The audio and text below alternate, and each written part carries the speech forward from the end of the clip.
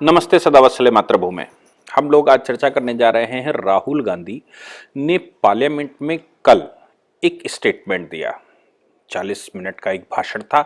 उन्होंने Indian nation यानी कि भारत को डिस्क्राइब किया और भारत में चलने वाली आज की सरकार के कृत्यों को, गुणों अवगुणों को डिस्क्राइब किया और बहुत सारी बातें की। मुझे लगता है कि बिंदुवार जो उन्होंने कहा उसको समझने की आवश्यकता है कि वो कितने ज्यादा एक्साइटेड थे देश को लेकर, कितने ओजस्वी वक्ता हैं, कितनी ओजस्वी उन्होंने भाषण दिया। पहले उन्होंने कहा कि भारत को दो हिस्सों में आपने बांट दिया, अमीर भारत और गरीब भारत। दूसरी बात उन्होंने ये कहा कि युवा बहुत बड़ी संख्या में बेरोजगार भारत में हो गए हैं। कोविड का कोई फर्क नहीं है, कोविड से कोई लेना देना उसका नहीं है, लेकिन युवा बेरोजगार हो गए। तीसरी बात उन्होंने कहा कि एमएसएमई सेक्टर को आपने खत्म कर दिया है, छोटे लघु उद्योगों को आपने खत्म कर दिया है। चौथी बात उन्होंने कही कि आपकी जो सबसे बड़ी गलती थी वो नोटबंदी थी। दूसरी बात उन्होंने कही कि आपकी दूसरी बड़ी गलती जीएसटी लगाना थी। तीसरी बात उन्होंने कही कि कोरोना के मामले में आपको जो सपोर्ट करना चाहिए था वो आपने सपोर्ट बहुत से नहीं किया। उन्होंने कहा कि 84% लोगों की आमदनी भारत में घटी है। उन्होंने कहा कि मैन्युफैक्चरिंग भारत में मेड इन इंडिया संभव नहीं हो सकता, मेक इन इंडिया संभव नहीं हो सकता, स्टार्टअप संभव नहीं हो सकता, स्टैंड अप संभव नहीं हो सकता। क्यों? क्योंकि आपने छोटे लघु उद्योग मैन्युफैक्चरिंग को खत्म कर दिया। आपको छोटे लघु उद्योगों को बड़ा करना था, वो ही मेक इन इंडिया है। पांचवा उन्होंने आगे की बात कही कि India is not a nation. Bharat कोई राष्ट्र नहीं है, भारत कोई देश नहीं है। भारत राज्यों से मिलकर बनी हुई एक यूनियन है। जैसे यूएसएसआर था, जैसे यूरोपियन यूनियन है, वैसा कुछ यूनियन है। पांचवी बात उन्होंने कही कि आपको भारत के इतिहास का पता ही नहीं है, आपको no idea of Indian history, आपको भारत के इतिहास की कोई जानकारी नहीं है। पांचवी बात उन्होंने कही, अगली बात उन्होंने कही कि आप भारत को लेकर कंफ्यूज्ड हैं, आप इतने कंफ्यूज्ड हैं कि आपको मालूम ही नहीं है कि भारत क्या है। अगली बात जो बहुत महत्वपूर्ण उन्होंने कही वो कहा कि जुडिशरी इलेक्शन कमीशन और कोरोना उनको आपने बस में रखा हुआ है, अपने कब्जे में करके रखा हुआ है और अपने अधीन कर लिया है। पांचवी अगली बात उन्होंने कही कि जम्मू कश्मीर में जो आपने निर्णय लिया, फॉरेन पॉलिसी के जो आपके निर्णय हैं, वो सारे निर्णय आपके गलत हैं। आगे उन्होंने कहा कि आप कंप्लीटली विश्व में आइसोलेटेड हो गए हैं, यानी कि अलग थलग पड़ गए हैं पाकिस्तान की तरह या चीन की तरह। लेकिन आपके जो अगल बगल के देश हैं वो सब आपसे संबंध तोड़ चुके हैं। अगली बात उन्होंने कही कि देश के अंदर राज्य एक दूसरे से बात करने को तैयार नहीं है और आपने राज्यों में ऐसी वैमनस्यता पैदा कर दी है कि आपने केरल, जो एक यूनिक इलस्ट्रेशन है देश का कि वहां कैसे सौहार्द होता है, तमिलनाडु एक यूनिक इलस्ट्रेशन है भारत का, बंगाल एक यूनिक इलस्ट्रेशन है भारत का, वहां आपने उन राज्यों को आपने अलग थलग कर दिया है। ये राज्य आपस में बात नहीं करते। अब एक एक करके बिंदुवार इस पर चर्चा करते हैं कि आखिर इसका प्रभाव क्या हुआ होगा। पहली बात जो सबसे महत्वपूर्ण उन्होंने कही कि भारत दो हो गए हैं, गरीबों का भारत, अमीरों का भारत। उनके पिताजी ये कहा करते थे कि गरीबों के पास तक पैसा नहीं पहुंचता, लेकिन सरकार ने जो डिस्ट्रीब्यूशन किया पीडीएस सिस्टम में, वो मुझे नहीं लगता कि वो गरीब व्यक्ति तक नहीं पहुंचा। वो गरीबों के लिए पॉलिसी नहीं है इस सरकार की। उज्ज्वला योजना किसके लिए है? ये आयुष्मान भारत किसके लिए है? ये अन्न वितरण किसके लिए है? ये पीडीएस सिस्टम किसके लिए है? मुझे समझ नहीं आया कि वो क्या कहने की कोशिश कर रहे हैं। साथ में उन्होंने कहा कि बहुत सारे युवा बेरोजगार हो गए हैं, जो पिछले 50 वर्ष की सबसे बड़ा अनएम्प्लॉयमेंट है। कोरोना के टाइम पर कोरोना को, जैसे उन्होंने कहा ना कि जुडिशरी, इलेक्शन कमीशन और कोरोना आपने कब्जा करके रखा है। जब चाहा तब कोरोना छोड़ दिया, जब चाहा तब कोरोना कवर कर लिया। और कोरोना छोड़कर उनका मतलब ये रहा होगा कि कोरोना छोड़कर आपने बेरोजगार देश को बना दिया। शायद उन्होंने दूसरे देशों का कंपैरिजन नहीं पढ़ा होगा कि संसार के कितने देश कंगाल हो गए हैं, दिवालिया हो गए हैं इस कोरोना की महामारी में। यहां तक कि अमेरिका की अर्थव्यवस्था खराब हो गई, चीन की अर्थव्यवस्था पूरी तरह से डीरेल हो गई है, पाकिस्तान जैसे देश भीख मांगने को मजबूर हो गए हैं। वो उनको शायद दिखाई नहीं दिया होगा, लेकिन भारत जो अपनी इकोनॉमी को आज भी 8.5% से ऊपर ग्रोथ करने को तैयार खड़ा है। बहुत पैसा इनफ्लो हुआ है भारत में, इंफ्रास्ट्रक्चर के कोई प्रोजेक्ट रोके नहीं गए हैं, वो सब बढ़ाए गए हैं। यहां तक कि जो लोग जॉबलेस हो गए थे उनके लिए खाने पानी की व्यवस्था भारत सरकार ने की इस कोरोना महामारी में। वो कोरोना महामारी को वो कहते हैं कि वो आपकी जेब की बात है। कोरोना महामारी में लगभग 1 वर्ष तक देश बंद रहा मतलब जाम रहा। कोई आमदनी नहीं हुई, कोई प्रॉफिट नहीं था, कोई काम नहीं था। तो वो ये जो आंकड़ा कहते हैं कि 84% लोगों की आमदनी कम हुई है, वो शायद भूल गए कि 84% लोगों की आमदनी थी ही नहीं। क्यों? क्योंकि कोरोना में सब कुछ बंद था और आमदनी ना होने की वजह से, काम ना होने की वजह होते हुए भी, देश में टैक्सेशन ना आते हुए भी कंपनियां काम नहीं कर पा रही थी, जॉबलेस लोग हो रहे थे। फिर भी देश को भारत सरकार ने किसी को भूखों नहीं मरने दिया, किसी व्यक्ति के पास अभाव नहीं होने दिया। खाना बना हुआ और राशन इतना भेजा गया कि वो बेचना पड़ा लोगों को, स्टॉक कर लिया लोगों ने, ये वो भूल गए। उनका मानना था कि मनरेगा की आपने वो कम कर दी। मनरेगा का मतलब समझते हैं? मनरेगा का मतलब है लेबर बनाना, यानी कि मजदूर बनाना, जो सबसे बड़ी उपलब्धि के रूप में मनमोहन सिंह सरकार अपने आप को गिनाती कि हमने मनरेगा शुरू किया था और हर व्यक्ति को हमने लेबर बना दिया था, उसको लेबरी का कुछ पैसा दिया करते थे और उस पैसे से उसका भरण पोषण होता था। जॉब क्रिएशन नहीं है ये, लेबर बनाना, नौकर बनाने की प्रक्रिया आपने कम कर दी है। उसमें आपने बजट कम करके आप क्यों ये दूसरे बजटों में लेकर आ रहे हैं? आप मुद्रा योजना क्यों शुरू कर रहे हैं? मुद्रा योजना से लोग अपना व्यापार करना शुरू कर देते हैं, अपना काम करना शुरू कर देते हैं, छोटी मोटी दुकान खोलकर खड़े हो जाते हैं। तो ये मुद्रा योजना उनके लिए योजना नहीं है, लेकिन मनरेगा उनके लिए बड़ी आवश्यक है, मनरेगा होनी चाहिए। जो सबसे बड़ी बात उन्होंने कही कि made in India, make in India हो ही नहीं सकता। शायद उन्होंने मैन्युफैक्चरिंग हब के बारे में मालूम नहीं है कि भारत आज विश्व में सबसे बड़े स्तर पर मोबाइल बनाने वाला, इलेक्ट्रॉनिक प्रोडक्ट बनाने वाला विश्व के अग्रणी देशों में आ चुका है। मैन्युफैक्चरिंग यूनिट लगाए गए हैं, वो मैन्युफैक्चरिंग यूनिट का प्रोडक्शन चालू हो चुका है। उसमें सैमसंग और एप्पल एक बड़ा इलस्ट्रेशन है, जो अब एक्सपोर्ट की सिचुएशन में आ चुका है भारत की रिक्वायरमेंट को पूरा करते हुए। उनका कहना है कि जो जो जो जो जो सबसे महत्वपूर्ण बात मुझे लगता है कि India is not a nation. Bharat अगर राष्ट्र नहीं है, देश नहीं है, तो फिर क्या है? उन्होंने कहा इंडिया नेशन नहीं है, भारत राज्यों का एक यूनियन है। आपको मालूम है अंतरराष्ट्रीय भाषा में राज्य किसको कहते हैं? वो जो स्टेट वर्ड है ना, वो कंट्री को कहते हैं। यानी कि उनकी नजर में कई एक देश मिलाकर भारत बनाया गया है। और ये पॉलिसी केवल उनकी नहीं है। मैं बताऊं आपको, जिस समय संविधान बन रहा था, मुस्लिम लीग के सदस्य जो यहां पर रुक गए थे और कांग्रेस के सदस्य जो मुसलमान इसमें थे और कांग्रेस के जो और बाकी कम्युनिस्ट और सोशलिस्ट थे, उनका सबका एक विचार था। उनका कहना था कि जो प्रिंसली स्टेट्स हैं, जो राज्य हैं, उन राज्यों को स्वायत्त कर दिया जाए और राज्यों को पूरी ऑटोनॉमी दी जाए। उनके केवल 3 सब्जेक्ट केंद्र सरकार के पास रखे जाएं, बाकी राज्यों को ऑटोनॉमी दे दी जाए और इन राज्यों को अपनी अलग अलग छोटी छोटी यूनियंस बनाने का अधिकार दे दिया जाए और इन राज्यों को यह अधिकार दे दिया जाए कि वो किसके साथ रहना चाहते हैं। वो पाकिस्तान के साथ चाहें तो पाकिस्तान के साथ, भारत के साथ चाहें तो भारत के साथ, और वो चाहें तो स्वतंत्र अपनी यूनियन बना सकते हैं, यानी कि भारत के कई टुकड़े हो सकते हैं। ये वही विचार राहुल गांधी आज रख रहे हैं जो संविधान सभा में डिस्कशन के दौरान डॉक्टर अंबेडकर ने सिरे से खारिज करते हुए कहा था कि भारत एक राष्ट्र है, भारत एक देश है, सिंगल सिटीजनशिप यहां पर होगी, भारत में सिंगल सिस्टम होगा। और यह सिंगल सिस्टम इसलिए होगा क्योंकि जो भी राज्य भारत के साथ अधिमिलन किया है, यानी कि उस समय डोमिनियन ऑफ इंडिया के साथ अधिमिलन किया है, वो सभी राज्य अपने अधिकार सरेंडर कर रहे हैं। इसलिए किसी भी राज्य को अंदर आने का राइट है, लेकिन बाहर जाने का उसको कोई अधिकार नहीं होगा।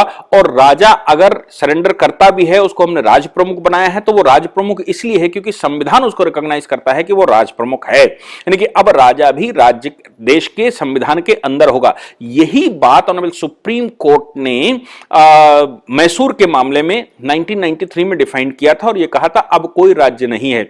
उनकी दादी ने, राहुल गांधी की दादी हुई कि नानी हुई, दादी हुई, तो राहुल गांधी की दादी ने यह बात डिस्क्राइब भी की थी कि बाबा की बात मैं नहीं कर रहा हूं, बाबा थोड़ा दूसरा मामला है, वो पिताजी के नाना की तरफ वो जाते हैं, बाबा की तरफ नहीं जाते, वो अलग बात है। लेकिन ये बात उन्होंने चरितार्थ की थी जब उन्होंने प्रीवी पर्स खत्म किया था, तो उनकी दादी ने भी बड़ा गलत कर दिया था, क्योंकि प्रीवी पर्स खत्म करना देश में एक यूनिट बनाने के बराबर था। और प्रिंसली स्टेटों को, या जो राज प्रमुख थे या जो राजा थे, उन राजाओं के सिंहासन को डगमगा दिया था, जिसमें माधवराव सिंधिया अग्रणी भूमिका निभाते हुए सुप्रीम कोर्ट गए थे।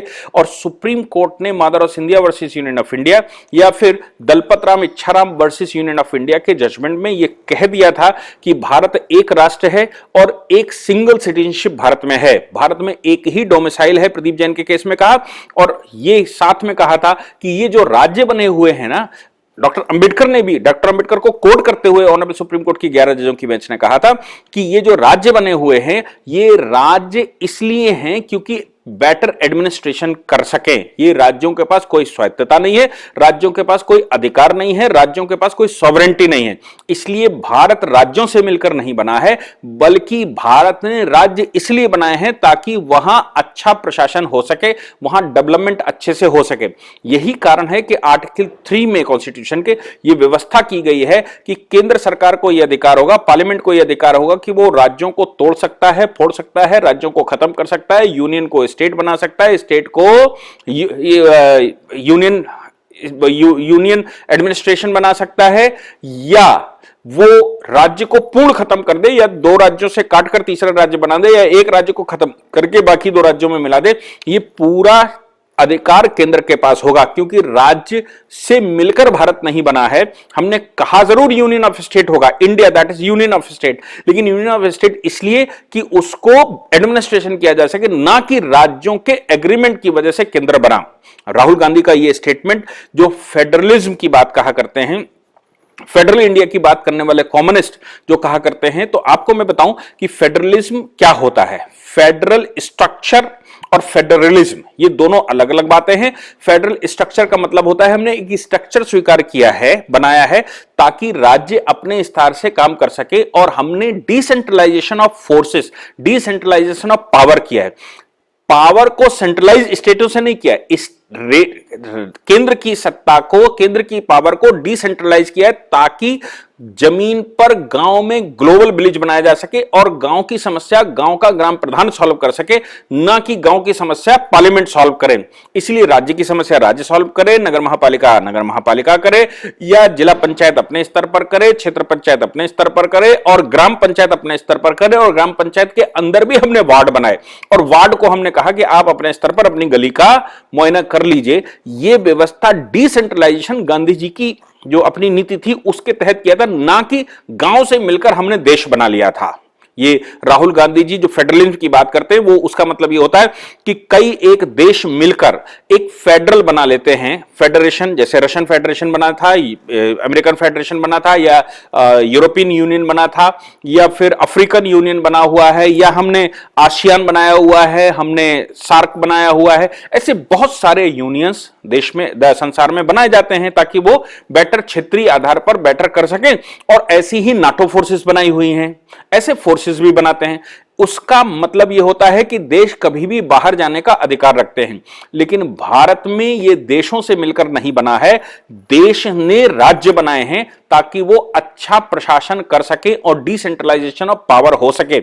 इसीलिए आर्टिकल 352, आर्टिकल 356 और आर्टिकल 360 में पावर पार्लियामेंट को दे रखी है कि इमरजेंसी की सिचुएशन में वो इस सबको भंग कर दे और पूरी शक्ति अपने हाथ में ले सके। अब राहुल गांधी को कौन समझाए कि ये क्या कह गए, इसलिए वो ये कहते हैं कि राज्यों से चूंकि मिलकर बना है और आप देश में एक व्यवस्था लाना चाहते हो, एक व्यवस्था इन द सेंस कि आप देश में एक व्यवस्था लाना चाहते हो, सिंगल सिटीजनशिप, और सबके अधिकार एक से, कर्तव्य एक से हो, सभी राज्यों को एक प्रकार से डील किया जा सके। आप one country one ration card, one country one UID, और एक देश में एक प्रकार की तेल व्यवस्था, एक प्रकार की सड़क व्यवस्था, एक प्रकार से नागरिकों में कोई भेदभाव नहीं करना चाहते, ये हो नहीं सकता, ये ठीक नहीं है, क्योंकि राज्यों के, हर राज्य के नागरिकों में भेद होना चाहिए। मैं आपको बताऊं कि 10 अक्टूबर सन 1949 के भाषण को, अगर पटेल के भाषण को पढ़ेंगे तो वो ये कहते हैं कि प्रोविंसेस और स्टेट के नागरिकों में भेदभाव खत्म करना मेरी पहली प्राथमिकता है। हम किसी भी देश के अंदर किसी भी प्रकार के नागरिकों को अलग अलग नागरिकता नहीं होनी चाहिए, सबकी नागरिकता में समान अधिकार सबको होने चाहिए। इसके लिए संविधान बनाया गया है और उसी को ध्यान में रखते हुए स्टेटों में जो नेहरू जी कॉन्स्टिट्यूशन अलग अलग बनाना चाहते थे उनको सबको डॉक्टर अंबेडकर ने मर्ज कर दिया था और 7वीं अनुसूची बनाकर यूनियन लिस्ट, स्टेट लिस्ट और कंकरेंट लिस्ट बनाई थी। क्यों बनाई थी? क्योंकि ऐसा ना हो कि राज्य अलग संविधान लेकर समस्याएं खड़ी करना चालू करें। लेकिन इन्हीं नेहरू जी ने जम्मू कश्मीर के संविधान को मर्ज नहीं होने दिया था जो स्टेट कॉन्स्टिट्यूशन था, और उसका परिणाम आपने जम्मू कश्मीर में अलगाववाद, आतंकवाद को देखा, जो नरेंद्र मोदी सरकार ने 19 अगस्त अभी 5 अगस्त 2019 को खत्म किया है।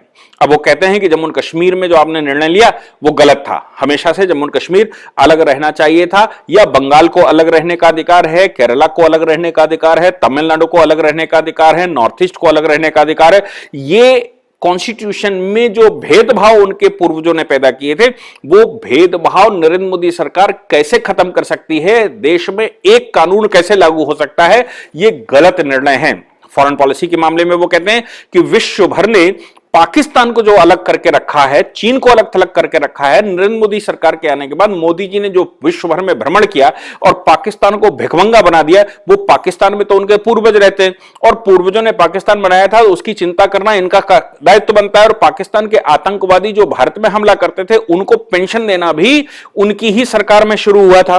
तो ऐसी सभी सर्कमस्टांसेस में ये जो कर रहे हैं नरेंद्र मोदी जी कि पाकिस्तान को बिल्कुल परे रख दिया है, चीन को बिल्कुल अलग रख दिया है और पाकिस्तान और चीन को एक ही लकड़ी से आंकते हैं।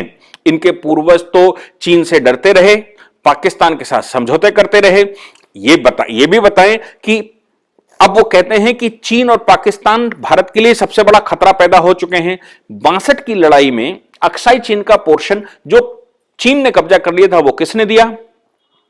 47 की लड़ाई में जब जम्मू कश्मीर का आधे से ज्यादा हिस्सा, आधे से ज्यादा भूभाग पाकिस्तान ने कब्जा कर लिया था, वो उस पर किसका शासन था? उसके बाद जो चुशूल की ट्रीटी थी, चुशूल की ट्रीटी के बाद 1962 के भी बाद लगभग 200 किलोमीटर चीन अंदर घुस आया था। कैलाश मानसरोवर जो हमारा हिस्सा हुआ करता था चुशूल की ट्रीटी के अनुसार, वो कैलाश मानसरोवर चीन के पास कैसे पहुंच गया, ये राहुल गांधी नहीं बताए। राहुल गांधी ने यह भी नहीं बताया कल के भाषण में कि राहुल गांधी चीन की कम्युनिस्ट पार्टी ऑफ चाइना के साथ एग्रीमेंट क्या करके आए थे और क्यों करके आए थे। जो संबंध वो बहाल उनके साथ कर रहे थे वो कितने प्रगाढ़ संबंध थे कि चीन ने आपकी जो मैन्युफैक्चरिंग भारत की थी वो पूरी समाप्त कर दी थी। अभी तो मैन्युफैक्चरिंग दोबारा स्टार्ट हुई है। ये किसकी देन थी? किसने इंपोर्ट चीन से बढ़ाया था? और चीन हमारे यहां गणेश देवी देवताओं की मूर्तियां भी बनाकर भेजता था, दिवाली के पटाखे वो बनाकर भेजता था, भारत में पतंग उड़ने वाली वो बनाकर भेजता था, उसका मंजा बनाकर भेजता था। भारत सरकार ने डोकलाम होने के बाद, और डोकलाम में जो किया वो सबने देखा है, और लद्दाख में जो हुआ वो गलवान में अभी जैसे राहुल गांधी ने स्टेटमेंट दिया, उधर ऑस्ट्रेलिया के अखबार ने, ऑस्ट्रेलिया के इंटेलिजेंस एजेंसी ने यह कहा कि 38 व्यक्ति तो चीन ने स्वयं स्वीकार करे हैं कि उनके मरे हैं लद्दाख की लड़ाई में, यानी कि गलवान की लड़ाई में।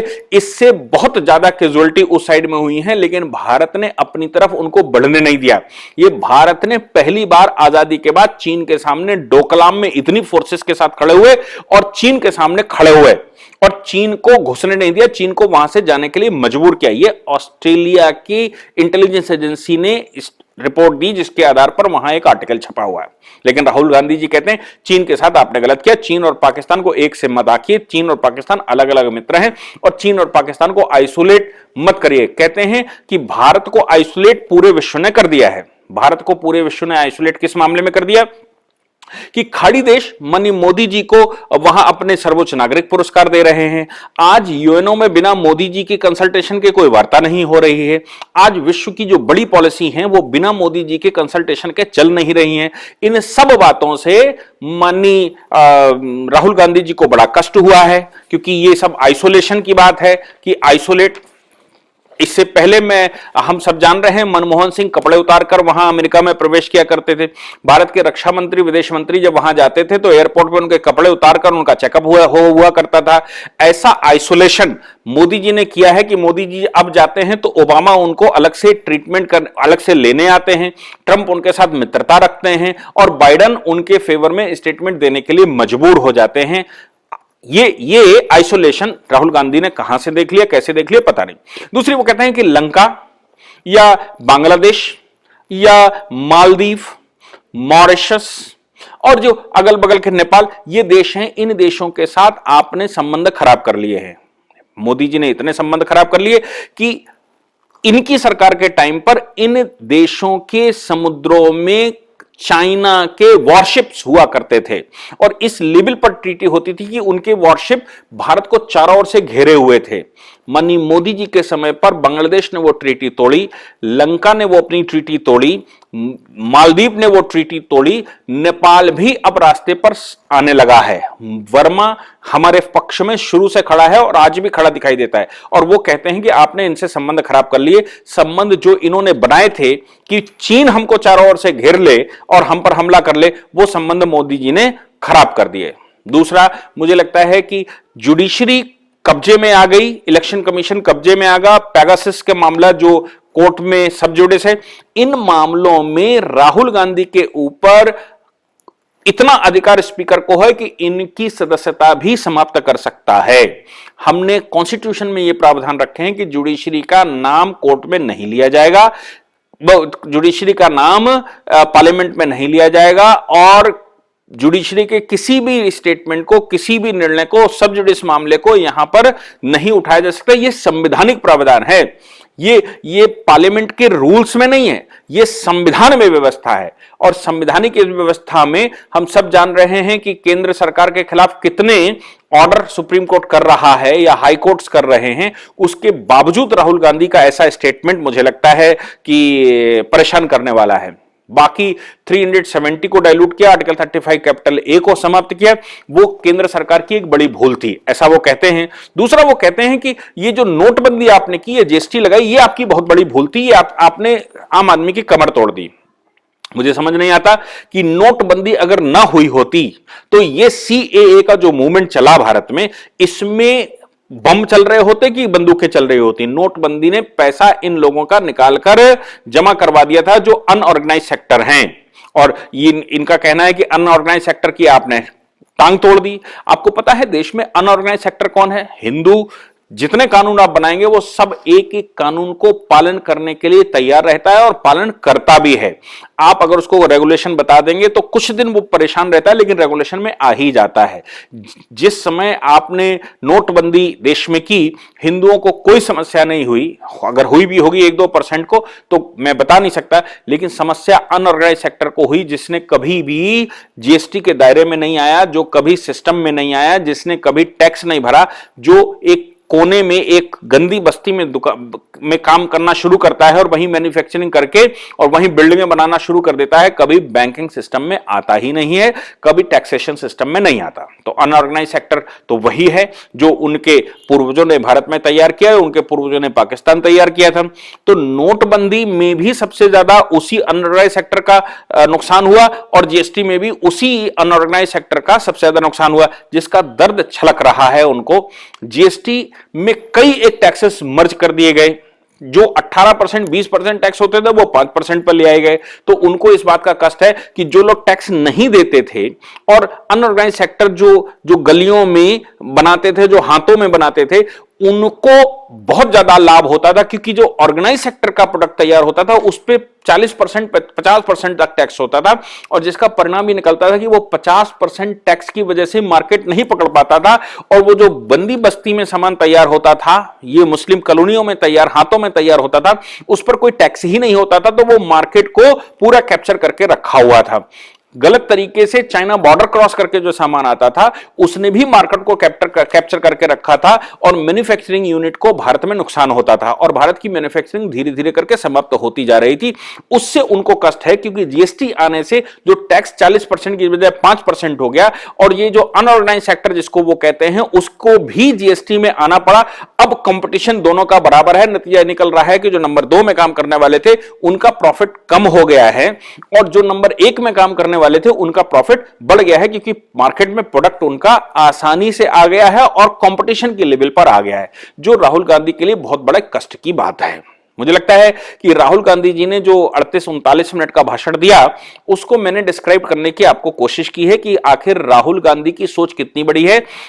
इंडियन नेशन वर्ड इस्तेमाल करते हैं वो। इंडियन नेशन मतलब इंडियन सब कॉन्टिनेंट में एक नेशन, या इंडियन नेशन में समझ नहीं पाया, इंडिया एक नेशन है वो तो मैं समझ सकता हूं, लेकिन इंडियन नेशन कहां से लाए वो ये मैं समझ नहीं पाता हूं। ये भी मैं समझ नहीं पाता। India is not described as a nation, कि भारत कोई राष्ट्र नहीं है। भारत क्या है? भारत राज्यों का समूह है। इन बातों पर आप सबको उनकी इंटेलिजेंस पर ध्यान देना चाहिए, उनकी मानसिकता पर ध्यान देना चाहिए और उनके पूर्वजों के द्वारा बोए गए बीजों को कैसे सही किया जाए उस पर ध्यान देना चाहिए। जय हिंद, जय भारत, वंदे मातरम।